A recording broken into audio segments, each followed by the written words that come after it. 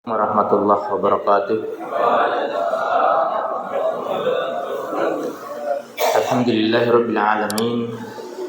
Alladzi hadana li hadza ma kunna linahtadiya laula an hadanallah. Alladzi arsala rasulahu bil huda wa dinil haq wa ja'ala syahral ramadana syahran mubarak. Asyhadu an la ilaha illallah wahdahu la syarikalah. Asyhadu anna Muhammadan abduhu wa rasuluh. Allahumma shalli ala habibina wa syafi'ina wa maulana Muhammad wa ala alihi wa ashabihi wa man tabi'ahum bi ihsanin ila yaumiddin. Amma ba'd. Wa qala ta'ala fi kitabil karim wa asdaqul qailin. A'udzu billahi minasyaitonir rajim. Bismillahirrahmanirrahim. Ya ayyuhalladzina amanu taqullaha haqqa tuqatih wa la tamutunna illa wa antum muslimun. Sadaqallahul azim wa sadaqa rasuluhun nabiyul karim wa nahnu ala dzalika minasyahidin wasyakirin. Bapak Ibu jamaah yang semua senantiasa dirahmati Allah Subhanahu wa taala. Alhamdulillah, patut kiranya mari kita senantiasa kita bersyukur kehadirat Allah Subhanahu wa taala atas limpah nikmat dan karunia-Nya. Baru saja kita menunaikan salat subuh berjamaah dan akan dilanjutkan dengan ta'lim ya yang terkait dengan ibadah Ramadan. Mudah-mudahan Allah Subhanahu wa taala selalu bimbing kita dengan hidayah-Nya, amin ya rabbal alamin. Shalawat serta salam juga mari kita kirimkan kepada junjungan kita yang mulia Rasulullah Muhammad sallallahu alaihi wasallam. Allahumma shalli ala Muhammad ala Muhammad. Mudah-mudahan kita tetap menjadi bagian dari umat-Nya yang istiqomah insyaallah. Amin ya rabbal alamin. Nah, jamaah sekalian, ini ada bahan. Jadi melalui Pak Ridwan saya diminta, katanya kalau bisa ada bahan presentasi. Alhamdulillah kalau bahan begini banyak, tinggal diminta atau tidak. Nah, jadi ini biasanya materi ini 2-4 jam. Iya, kalau rancangan dan syarat ininya. Makanya akan dipadatkan, dilihat aja. Jadi nanti kalau saya bagusnya itu kayaknya seperti apa? Sayur kehilangan bumbu kalau tidak ada tanya jawab. Diskusi. Ini memang dirancang untuk kajian intensif. Saya punya paketnya, lupa tadi bawa buku karya pertama. Yang pertama karya saya itu Hidup Berbasis Ramadan, Manajemen Fitri Menuju Husnul Khotimah. Ini salah satu materinya. Jadi dulu saya bikin materi itu mulai ketika mahasiswa tahun 80-an. Dan sering sama-sama di sebelum Pak Ridwan di kampus dulu. Nah, jadi sebagian materinya ada satu tema itu udah dirancang pada saat itu. Karena buku itu isinya ini multi tema. Dan di Jabodetabek sering saya jadikan materi pelatihan. Jadi kadang 2 tahun lalu ya ikut di Jami One Day Spiritual Training. Sebenarnya sih biasanya 2 hari. Kalau buku itu 16 jam. Di 1 hari 8 jam. Karena ada 4 tema utama di dalamnya. Setiap tema itu 4 jam biasanya. Jadi kalau 4, 16 itu dipakai 2 hari. Apalagi kalau model pelatihan yang diikuti mahasiswa-mahasiswa tingkat akhir biasanya. Ya.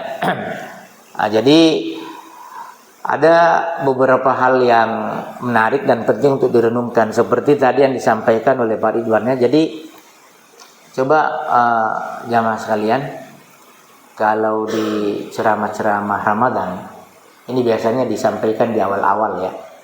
Jadi nggak apa-apa, insya Allah kita berdoa mudah-mudahan Allah SWT mengizinkan, memperkenankan kita beribadah di bulan suci Ramadan ini. Nah, jadi kalau kita coba renungkan, sebenarnya ayat yang saya baca tadi waktu kita sholat berjamaah itu kan surah Al-Baqarah 183 sampai 185 ya. Nah, jadi ayat itu menjadi satu dari banyak rujukan tentang ibadah Ramadan. Nah, ini ada beberapa kata kunci yang perlu kita renungkan dengan cermat. Dulu kalau tidak salah, karena sudah sering diundang ke sini, kalau Ramadan sekali-sekali saya sampaikan. Jadi ibadah Ramadan itu bukan hanya puasa. Karena dari namanya terkait dengan waktu yang durasinya bulan. Ibadah Ramadan. Jadi semua ibadah selama bulan suci Ramadan.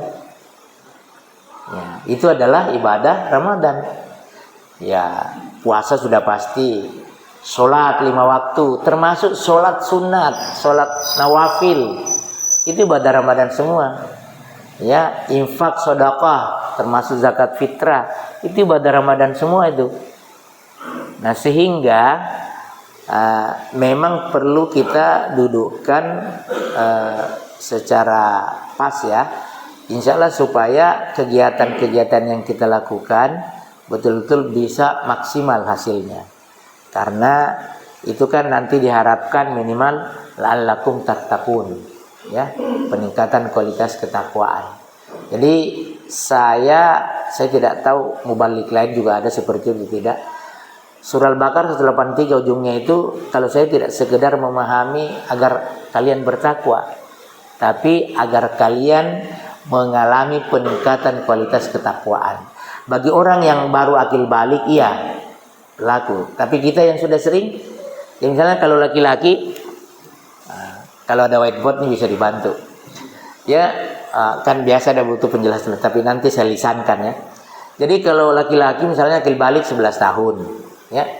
Kalau ini Ramadan ini umurnya sudah 50 tahun, berarti 50 kurang 11 39 plus 1 karena tahun pertama awalnya kan.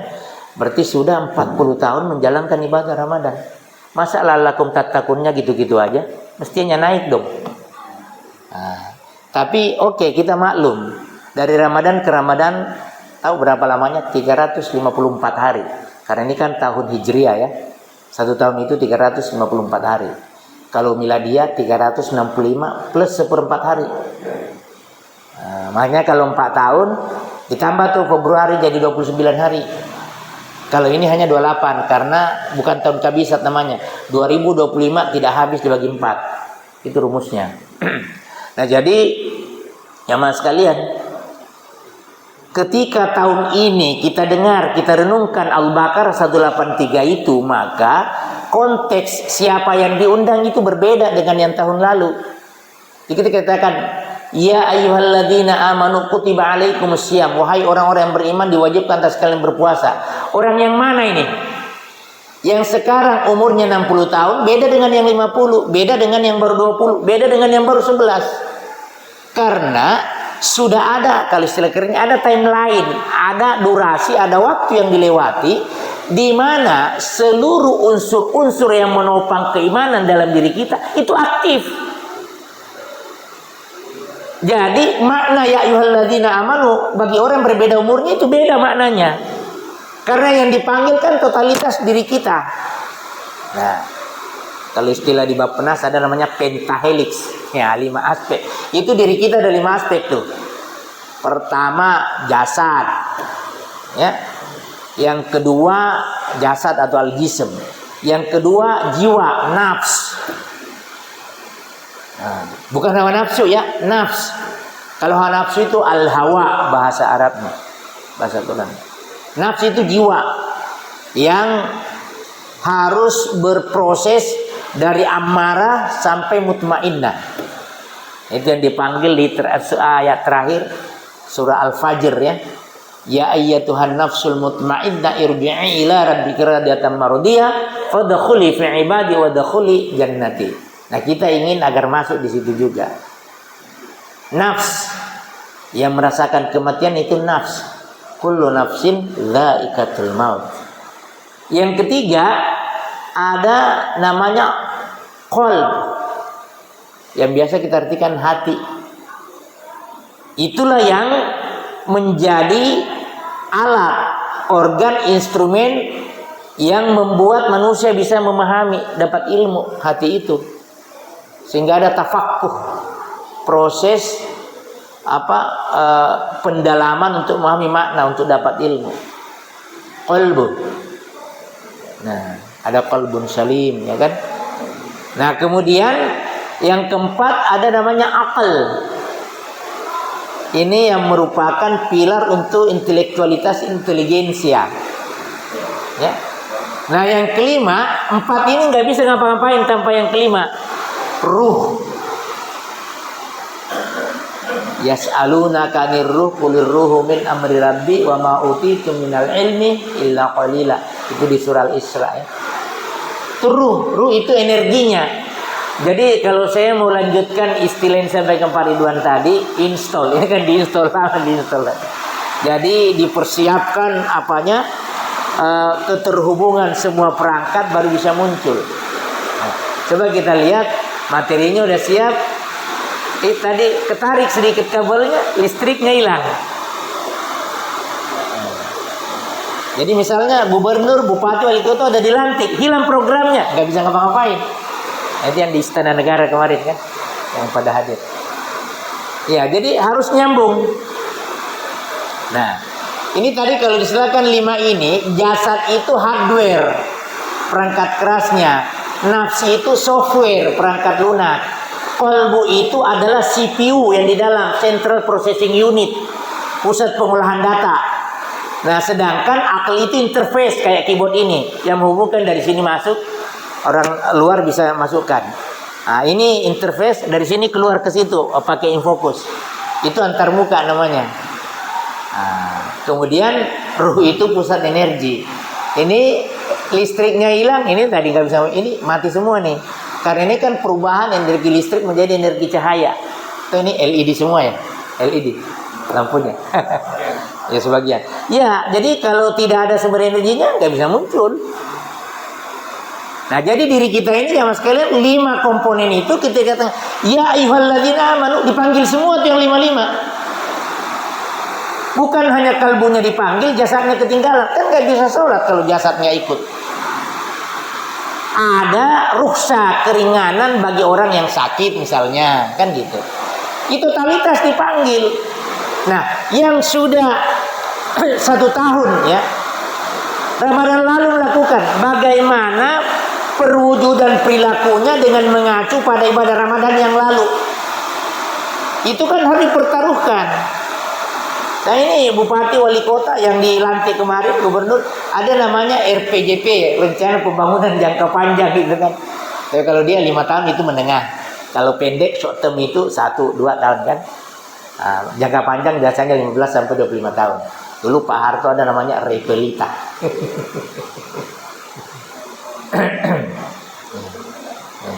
Kalau Indonesia gelap kan baru pekan lalu.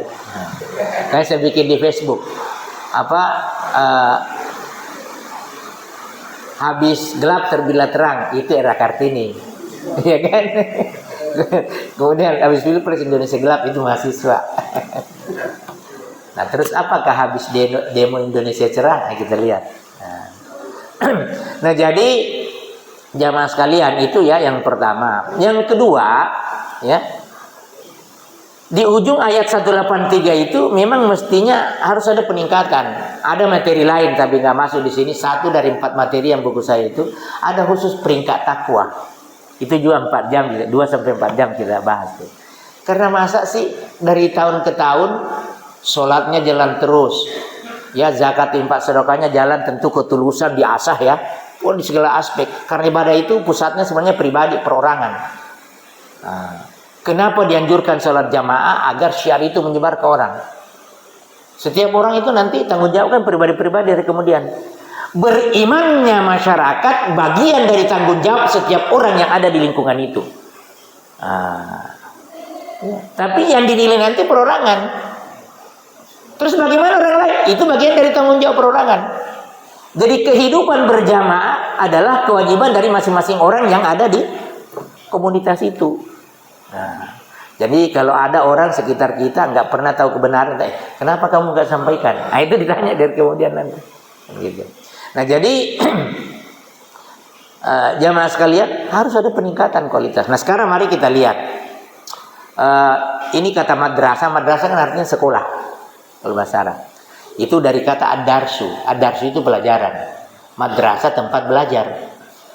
Sajadah yasjudu sujud, masjid tempat sujud. Nah, jadi sajadah juga tempat sujud. Tapi kalau sajadah kan berupa hamparan. Kalau masjid bangunan yang konstruksinya dirancang khusus untuk tempat sholat. secara rutin, maktubah terutama. Nah, dalam sehari-hari dibedakan. Apa bedanya dengan musola? Biasanya sholat Jumat kan? Nah, gitu ya. Kalau di Jawa lebih seru lagi. Orang sholat dilanggar. Terus ada lagi yang bilang, jangan suruh orang sholat. Boleh kan, sholatnya nanti terganggu. Orang lagi sholat disuruh. Selingan Bapak Ibu. Nah jadi sekarang mari kita lihat, karena ini padat, jadi saya dari yang seperti itu ya. Nah, apa aja sih yang terkait ibadah Ramadan? Nah, ini saya akan terjemahkan nanti karena ini memang materinya dirancang untuk pelatihan profesional. Ini dulu biasa ikuti nih manajer, direktur, apa segala macam. Karena tidak ada kata tidak untuk berdakwah ke siapapun, kapanpun dan dimanapun. Ya, tak boleh. Jadi kewajiban kita. Tadi ke Pak Ridwan saya bilang, ini dijalankan ketemu dengan tanda petik anak gaul. Ada yang pakai motor, ada apa. Itu dini hari begini. Saya bilang Pak Ridwan, itu saya setiap mengisi kajian subuh dari rumah ke tempat kajian selalu saya menemukan yang kayak gini nih. Nah, seperti orang yang pulang ngelaba, ya kan, dari kafe yang kelihatannya berburu wifi gratis. Nah, seperti itu. Masih mending kalau kayak tadi. Kadang saya menemukan pasangan laki-laki perempuan. Masih mending kalau sekedar berdua, penampilannya udah nggak stabil. Nah, jadi makanya saya bilang perlu ada strategi dakwah kafe. Nah, itu penting. Nanti di hari kemudian kenapa nggak dakwah orang-orang di kafe? Jadi ada syarat cukup. Ini sufficient condition yang syarat cukup. Ya, tanpa itu nggak jadi kewajiban. Terus ada fasilitasnya yang diberi Allah. Nah, kemudian inilah yang menopang aktivitas kegiatan ibadah itu. Nanti kelanjutannya, nah ini dia. Ada syarat mesti. Tidak itu tidak sah. Nah, kemudian ada kekuatan penggerak. Ini lengkap tuh, makanya saya berani bikin buku yang judulnya Hidup Berbasis Ramadan. Jadi kesimpulannya itu seluruh hidup kita pasti terkait dengan ibadah Ramadan. Saya bisa bertanggungjawabkan itu secara ilmiah. Dan sampai hari ini alhamdulillah nggak ada yang bantah. Buku itu saya biasa presentasikan di depan saudara-saudara kita, termasuk yang senior dari Yayen, sekarang namanya UIN ya. Alhamdulillah nggak ada yang bantah. Ya, kalau saya kan maaf, saya teknik elektro. Ya, jadi saya bukan jurusan agama. Tapi agama kan kebutuhan semua orang. Nah, jadi terakhir ada goal, ada tujuannya. Nah, dasarnya paling tidak Al-Baqarah 183. Kita semua udah tahu. Ya ayyuhalladzina amanu, siapa yang beriman itu? Kutiba alaikumusiyam, diwajibkan atas kalian berpuasa. Kama kutiba alal ladzina min qablikum, sebagaimana telah diwajibkan atas orang-orang kamu. Artinya bukan hanya Anda. Ini adalah ibadah sepanjang masa. Hanya mungkin ada beda-beda dikit ya di setiap nabi dan rasul gitu. Nah, kemudian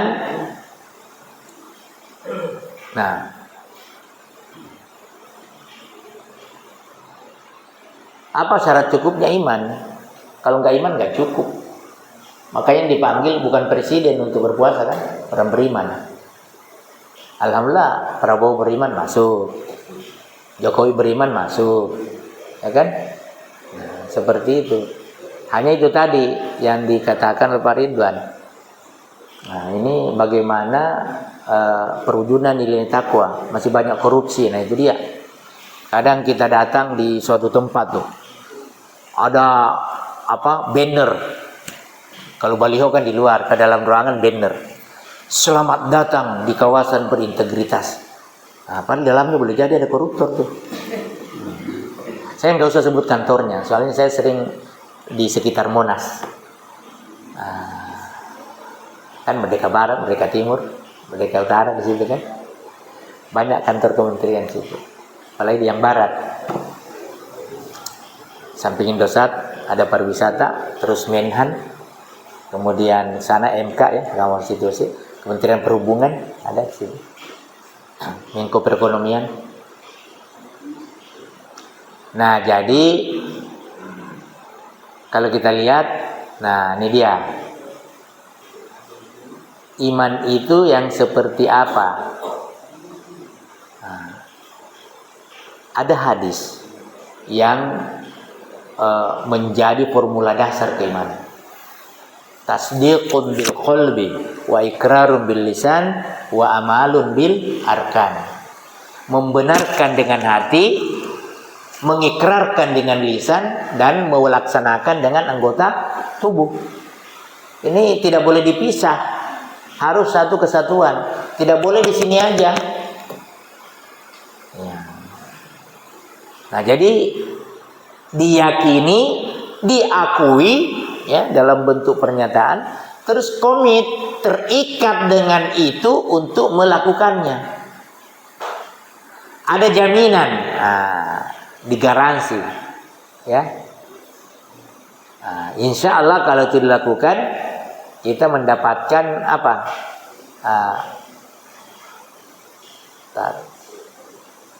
Kok nggak nongol dalilnya?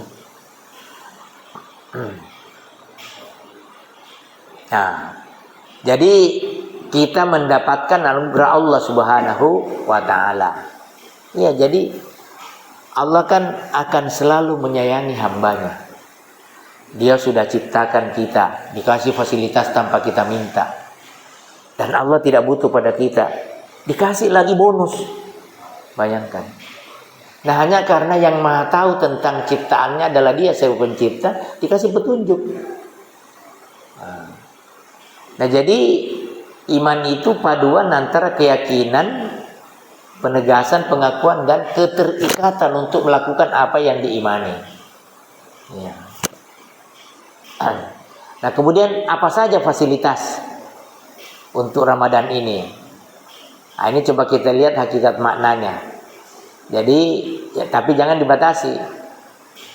10 hari pertama dapat rahmat katanya, 10 hari kedua maghfirah, 10 hari ketiga kemaafan, afullah wa itqu minan nar. Tapi masa sih hanya Ramadan mau dapat rahmat, di luarnya nggak mau? Nah, ini pentingnya kajian. Nah, jadi setiap hari kita butuh rahmat Allah Subhanahu wa Ta'ala. Kita di dalam sholat diwajibkan baca Fatihah. Kita nyambung kepadanya, bagian dari Asmaul Husna, puncaknya itu Ar-Rahman Ar-Rahim.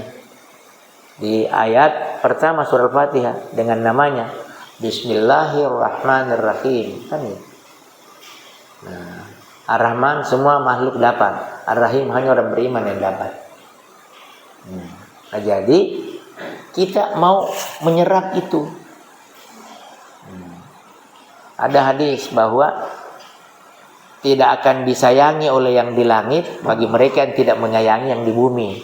Maksudnya kalau tidak melakukan hablum minan nas, maka dipertanyakan hablum minallahnya itu. Jadi kalau mau mendapatkan kasih sayang Allah Subhanahu wa Ta'ala, ya rajin-rajinlah peduli kepada sesama manusia. Nah, di situ kita mengasah nilai-nilai kemanusiaan kita, itu peduli dengan sesama. Nah, yang menarik ini jamaah sekalian, rahmat itu kan ibarat bonus, ibaratnya kredit tanpa agunan. Ini bukan saya suruh ngurus kredit.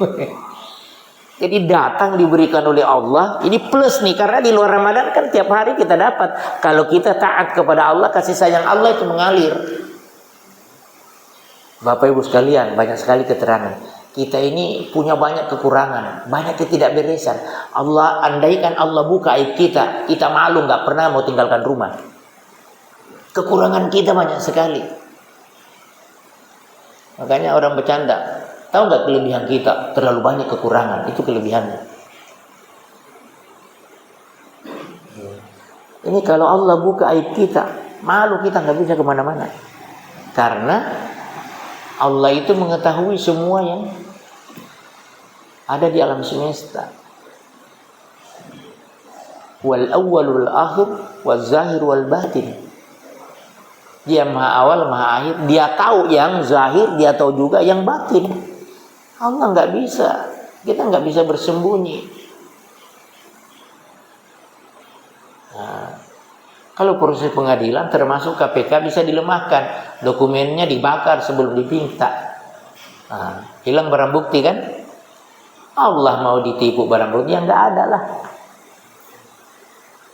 Dan yang mau jadi bahan untuk bikin barang bukti juga Allah tahu.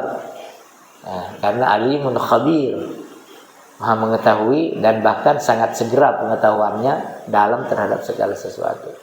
Nah, jadi kita dikasih rahmat nih, disambut. Ada kekuatan ekstra di awal Ramadan diberikan Allah Subhanahu wa Ta'ala agar kita bisa segera apa istilahnya tune in kalau apa otomotif ya, agar tidak perlu pemanasan lama-lama, langsung bisa. Nah, kalau istilah di giat 1, giat 2, giat 3 langsung bisa nyambung. Rahmat. Nah, di sini menarik karena ini arahnya kepada diri kita kan. Ibadah itu tadi pusatnya tuh ke diri. Nah, jadi kalau orang mendapatkan kasih sayang Allah Subhanahu wa taala, kemudian dia bisa menggerakkan seluruh ibadah, maka kemudian meningkat kualitas kesadaran. Apa itu? Makna istighfar itu semakin nyantol. Oh ya Allah, astagfirullahaladzim, alladzi la ilaha illa huwal hayyul qayyum wa atubu min jami'il ma'asi wad dzunub. Nah, gitu biasanya istighfar. Mohon ampun kepada Allah yang tidak Tuhan selain Dia, yang Maha Tinggi, Maha Agung, dari segala perbuatan hilaf dan salah dan dosa. Min jami'il ma'asi wad dzunub. Terasa tuh kesadaran, sehalus apapun pelanggaran yang kita lakukan atas aturan Allah Subhanahu wa taala, membuat kita tahu diri. Sehingga mohon ampun, datanglah maghfirah. Kalau rahmat tanpa minta, kalau maghfirah harus mohon ampun. Kalau nggak mohon nggak dikasih, mohon juga belum tentu. Itu bedanya rahmat dengan maghfirah. Kalau rahmat Allah kasih tanpa kita minta. Kalau maghfirah harus minta, minimal istighfar. Ampunan adalah jawaban atas permohonan minta ampun. Makanya salah satu peringkat takwa itu, ini level ketiga ini sebenarnya kalau peringkat takwa, itu di surah Ali Imran 133 134. Wasari'u ila magfiratin mir rabbikum. Nah, itu bersegeralah kepada keampunan Tuhanmu. Wa jannatin arduhas samawati wal ardu lil muttaqin ila akhiril ayat. Ayat berikutnya yunfikuna fis sarai wad dharra wal qadhibina al ghaidha wal afina linnas. Ini di peringkat takwa itu. Nanti kalau dia tanya ke sana bisa kita tambahkan. Jadi maghfirah itu tidak datang tanpa syarat. Syaratnya yang bersangkutan harus menyadari diri dan mohon ampun kepada Allah Subhanahu wa taala. Nah, yang menarik bahwa intensitas ibadah pada diri seseorang itu akan membangkitkan, akan mengasah kesadaran sampai orang itu betul-betul, saya berbuat hilaf nih. Jadi makanya kalau mau meningkatkan kepekaan akan kehilafan-kehilafan yang kita lakukan, pacu itu ibadah. Hati kita makin tentram, peka, sensitif, pikiran jernih, mudah memilah, ini saya salah ya. Tanpa harus menunggu orang lain ingatkan, apalagi dalam konteks persaudaraan ukhuwah Islamiyah, silaturahim, kita wajib saling mengingatkan. Saudara kita yang sesungguhnya adalah dia yang tidak sungkan mengingatkan kita kalau kita dalam keadaan khilaf. Itu saudara yang sesungguhnya tuh. Tapi kalau membiarkan kecebur, wah itu dibiarkan masuk neraka. Makanya berterima kasihlah kalau ada yang mengingatkan, dengan catatan tentu tulus, bukan nyindir-nyindir orang kan gitu. Nah, hanya ada salah satu metode dakwah katanya kalau nggak disindir nggak jadi, itu lain lagi, ya kan? Apalagi yang di medsos ya sekarang, paling tidak pakai akun X. Maghfirah. Nah, ini kalau dipacu, istighfarnya terasa nyambung ke arah ilahi, ya, katakanlah begitu ya, luar biasa. Ya. Maka nanti dia tidak merasa cukup dengan diampuni dosa-dosanya. Dia ingin ada perhatian Allah dalam memaafkan dirinya. Tidak sekedar diampuni. Jadi Allahumma innaka afuwun tuhibbul afwa fa'fu anna ya karim. Makanya itu kan jadi bagian doa kita tuh. Terutama di sepertiga terakhir Ramadan, yang biasanya kalau sudah iktikaf ya, alhamdulillah Jabodetabek ini makin seru tuh, kajian-kajian iktikaf ada tuh.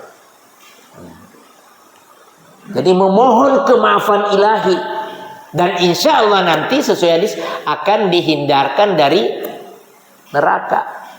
Minta penghindaran tuh. Wa'idkum minan nar. Nah, yang harus dipahami jamaah sekalian, fasilitas-fasilitas ini berjenjang.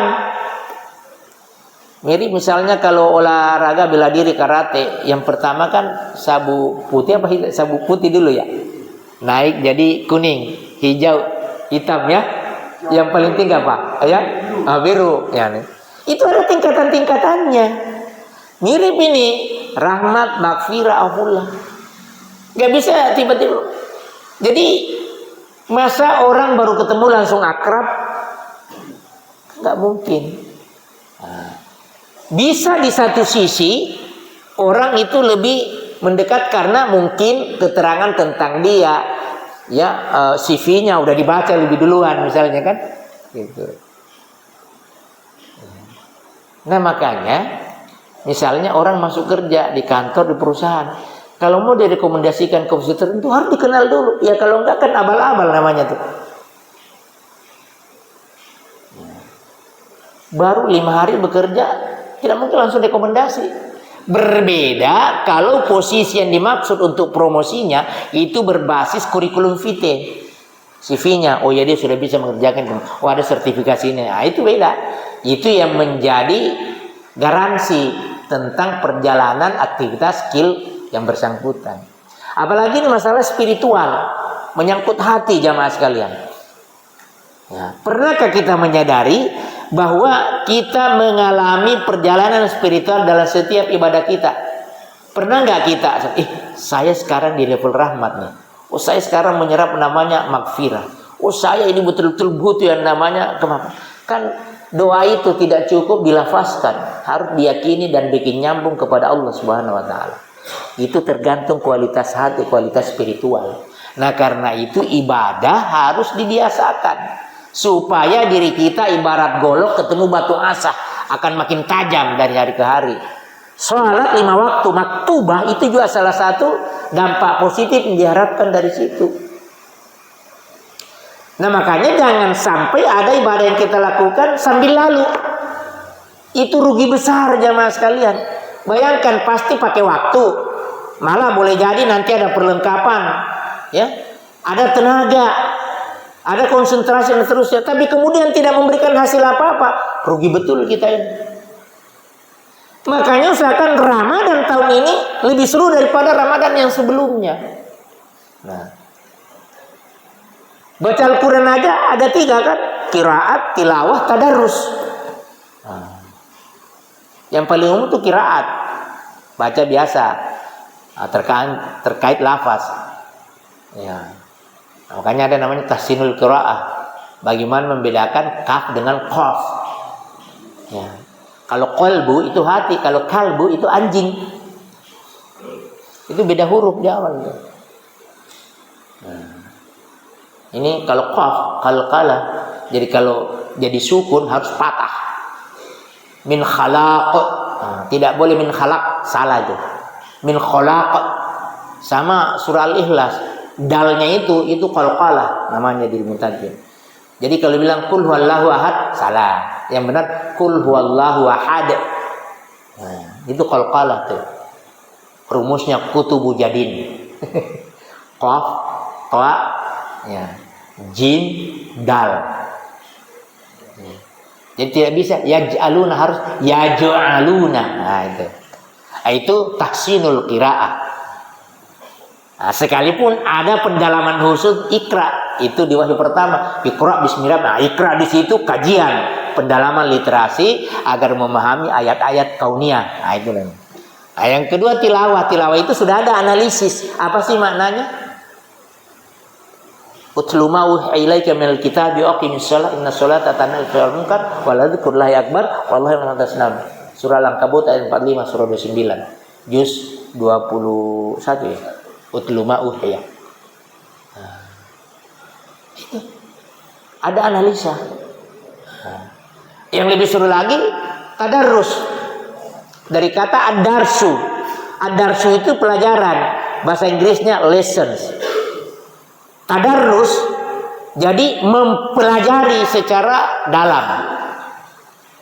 menjadikan Al-Quran sebagai kurikulum kehidupan. Itu namanya tadarrus Al-Quran. Ini yang nggak mudah. Jadi multidisiplin ilmu dipakai. Ya, ada psikologinya, ada ekonominya, ada ilmu pengetahuan, sains teknologi, ada dasar-dasarnya, ada semua itu di Al-Quran. Hanya kita aja yang kadang belum sampai ke sana.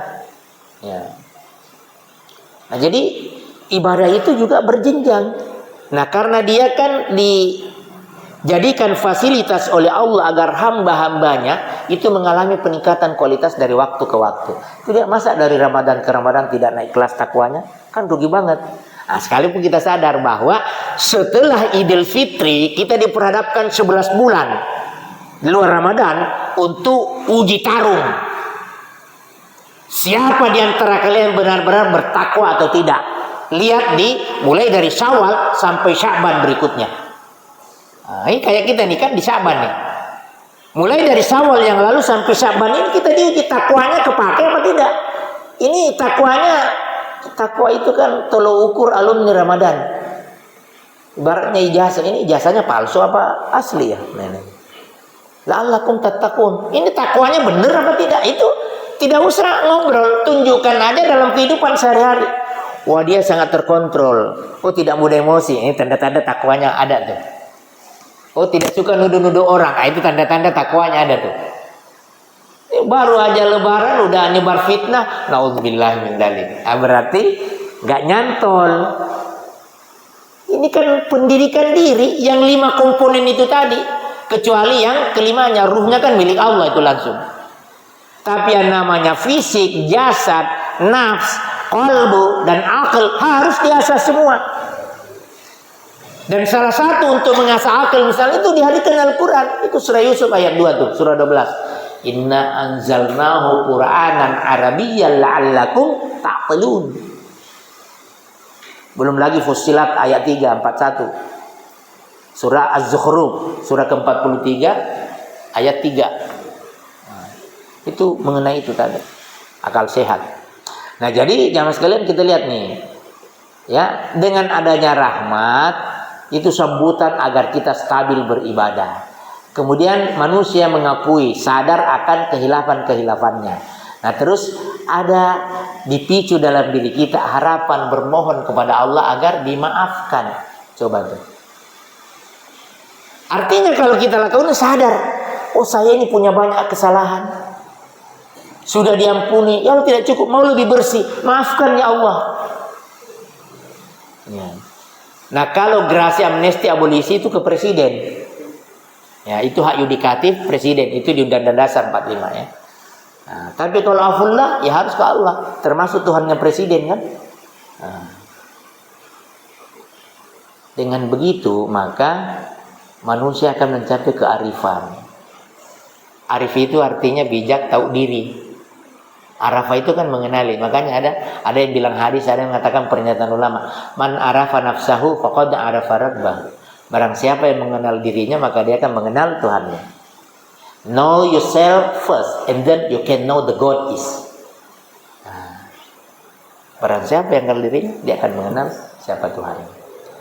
Ini kalau ada Bapak Ibu yang sempat baca bukunya Ibnu Arabi, itu mestinya ke sana-sana bisa kita baca. Ada namanya buku pertamanya itu Futuhat Al-Makkiyah. Dia hanya lihat anak muda melintas dekat Ka'bah, itu pencerahan spiritualnya luar biasa. Akhirnya dibikin buku Futuhat Al-Makkiyah, pemuda di Mekah itu. Yang membuka kesadaran. Berjilid-jilid bukunya. Penerbitnya dari Jogja yang bahasa Indonesia. Nah, jadi ada kearifan. Kemudian takwa dinamis, ditantang makin naik seperti layang-layang tuh bagusnya. Jadi layang-layang kalau pangkal benangnya terikat di tempat yang bagus, maka makin ditiup angin makin naik kan. Nah, yang bahaya kalau talinya putus. Ibaratnya gitu tuh, itu bahaya. Artinya keyakinannya lepas. Kalau keyakinannya mantap, makin ditiup angin, makin tinggi. Apalagi kata orang tua kita, nah hati-hati, makin tinggi sebuah pohon, makin kencang angin yang menerpa. Nah, itu dia. Harus hati-hati. Nah. Nah, kemudian fitrah akan kita dapat di akhir Ramadan, diaktifkan. Faqim wajhaka lid-din hanifa fitratallahi allati fataran nas 'alaiha. Ya, kita itu kan fitrah isinya la ilaha illallah. Sejak lahir sudah dikasih, ya. Ya. Udah ya. Tunggu dulu, ini saya mau. Oh, ini baru slide kedua ternyata. Oh ya, surup ya. Sebentar. Oke, ya maaf Bapak Ibu. Kalau gitu, kalau bisa lanjut habis sholat sunat ya, bisa kita ini lanjutkan. Atau kalau ada yang mau nanya sampai sini boleh. Saya kalau gitu saya ini dulu escape. Saya tunjukkan semua slide-nya baru kita berhenti juga. Nah ini berikutnya tuh ini.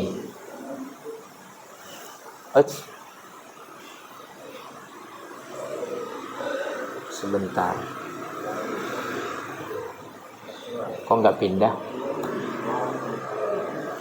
Kok nggak kelihatan situ? Ya udah. Oke, baik Bapak Ibu sekalian, kita jeda dulu untuk sementara. Apalagi banyak yang nih yang mau salat sunnah ya, sunat sunnah mungkin. Untuk sementara kita tetap berkeliling. Assalamualaikum warahmatullahi wabarakatuh. Ya. Nanti belakangan langsung aja. Oh langsung aja. Suruknya udah ditunda dulu. Oh ya.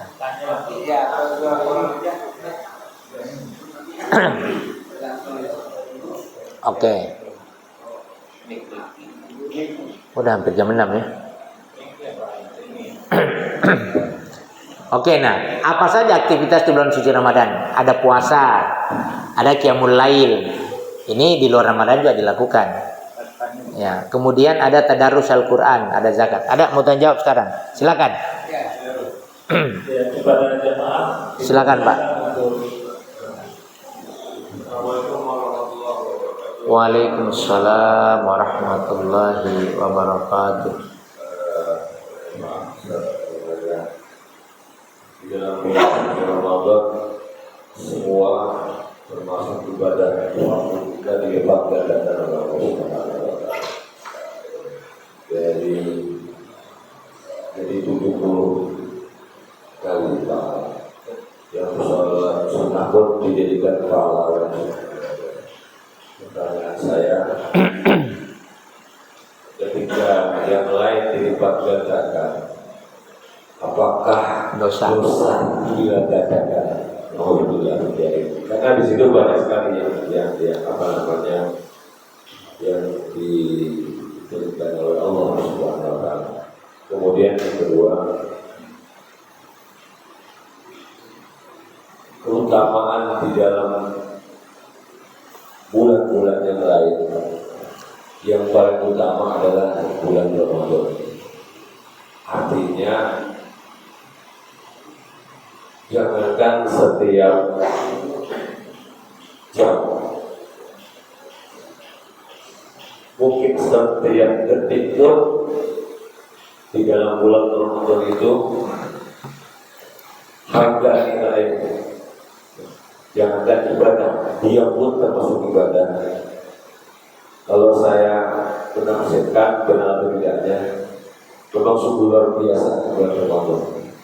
Setiap detik sekat itu memang benar-benar Allah muliakan di dalam bulan suci Ramadan tersebut. Jadi saya minta diyakinkan kembali supaya ibadah kita itu benar-benar ada nilainya, dalam arti ibadah itu hidupnya atau diterima oleh Allah caranya dengan ada ilmu. Kemudian yang lainnya kita juga di sini bagaimana caranya keistiqomahan kita, karena yang namanya manusia itu kan tempatnya ruang usaha, supaya kita setelah sudah ingat bisa jadi 2-3 hari apalagi. Nah, cara-cara seperti itulah yang harus kita butuhkan. Itu saja mungkin. Terima kasih. Assalamualaikum warahmatullahi wabarakatuh. Waalaikumsalam. Langsung ya. Ya, jadi ada 3 ya. Yang pertama, ini tanpa dalil, pakai logika sederhana juga udah ketahuan. Ya, jadi kalau di Ramadan aja orang berbuat dosa, padahal Allah udah kasih fasilitas luar biasa, berarti jeblok tuh kualitasnya tuh. Nah, terus gini, orang yang selalu disampaikan peringatan tentang petunjuk Allah kepadanya, tapi dia ingkar, pasti dosa kan? Dan betul, sekalipun itu tidak diungkapkan secara terlik, mirip ini amal jariah dan dosa jariah.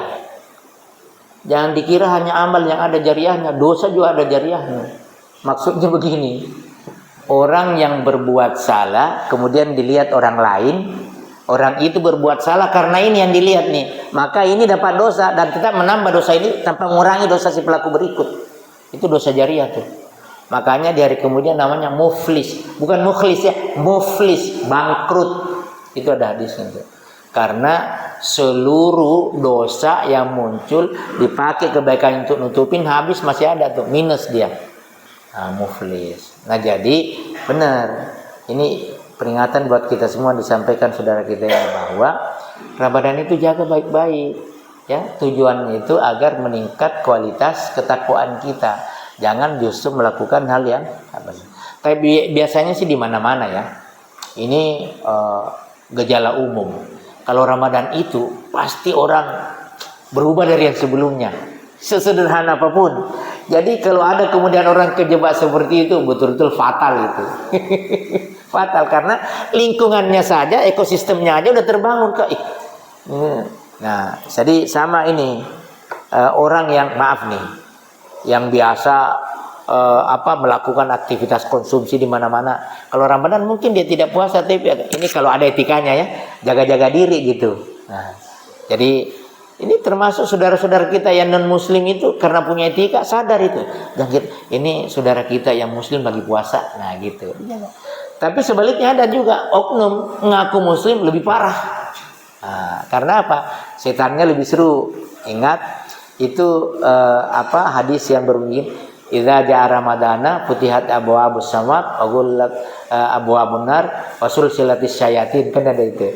Apabila Ramadan datang maka dibuka pintu-pintu surga dan ditutup pintu neraka dan dirantai para setan. Itu setan jin, setan manusia tetap berkeliaran.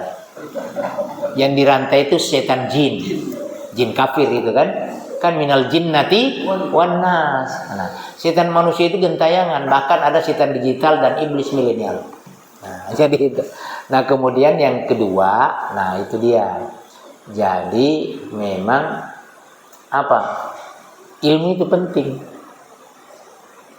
Kan ada yang bilang hadis, ada yang bilang pernyataan Khalifah keempat nih, Ali bin Abi Thalib karamallah radhiyallahu anhu ya, karamallahu wajah.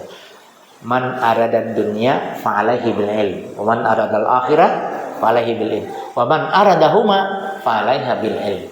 Barang siapa menginginkan kebaikan dunia harus dengan ilmu. Siapa yang mau dapat kebaikan dapat akhirat juga harus dengan ilmu. Siapa yang mau keduanya juga harus dengan ilmu. Memang tidak. Makanya ada hadis Nabi yang terkenal sekali, utlubul ilma minal mahdi lal lahad. Tuntutlah ilmu itu mulai dari sejak lahir sampai mati, dari buayan bunda sampai liang lahat. Itu begitu pentingnya tuh.